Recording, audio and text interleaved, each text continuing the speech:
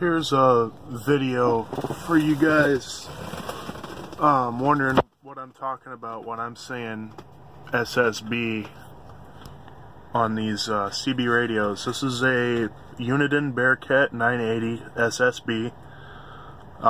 It's got all your normal channels. But it also has this little button over here that says AM/USB/LSB.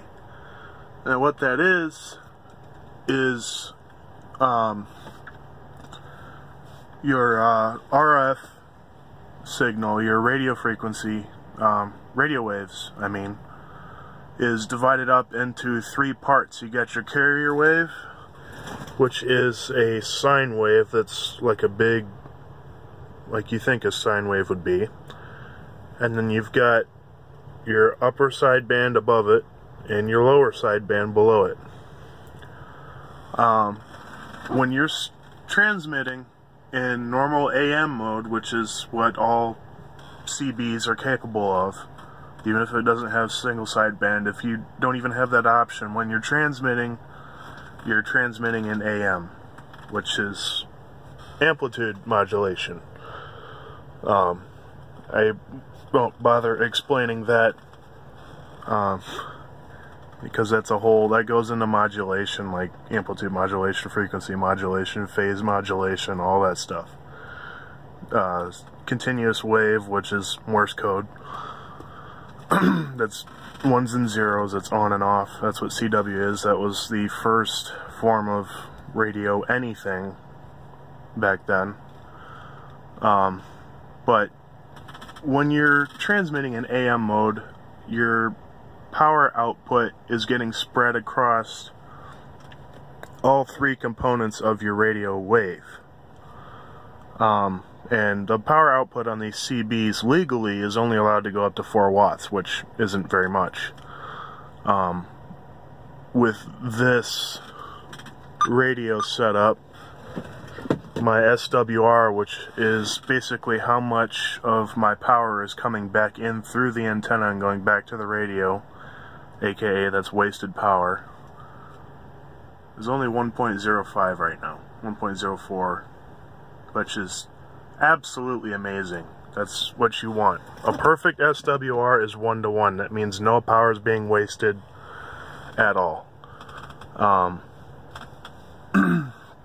If you start getting SWRs of like 2:1 or anything above that, you're going to start damaging your radio.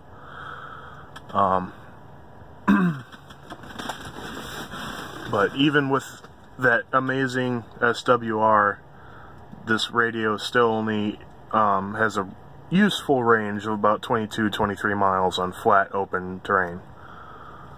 What SSB does is it only uses one part of the wave, either the upper sideband or the lower sideband.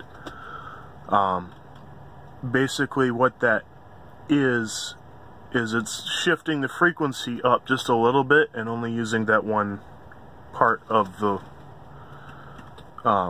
radio wave.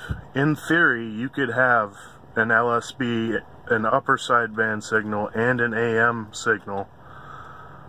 Well, probably not an AM signal. You could have a lower and an upper sideband signal on the same channel and not be able to hear each other, in theory.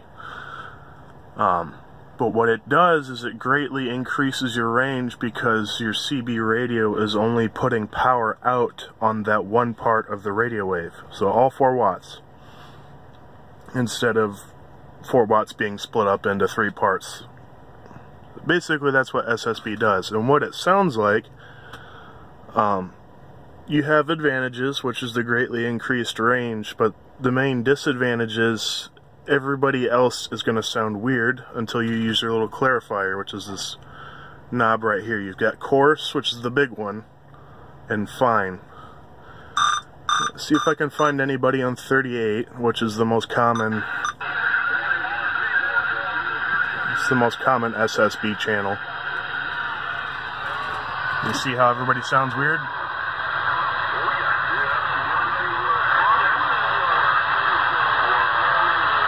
And let me show you this.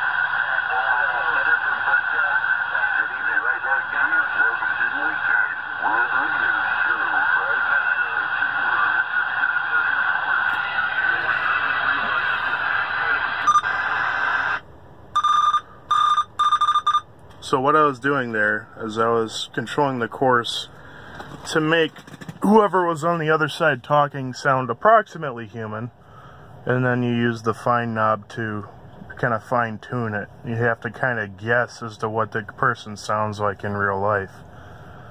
But as long as you can understand them, I guess it doesn't really matter. But that's single sideband in a nutshell. There's more stuff about it that I could talk about. I could go on for ages about this stuff, but I don't want to confuse anyone, so this is the basics for now. If you get any questions, just ask me. I did a lot of research into this stuff. I'm currently studying for my ham license and all that. So, chances are, if I don't know it, it's probably out on the internet somewhere too. Alright, thank you.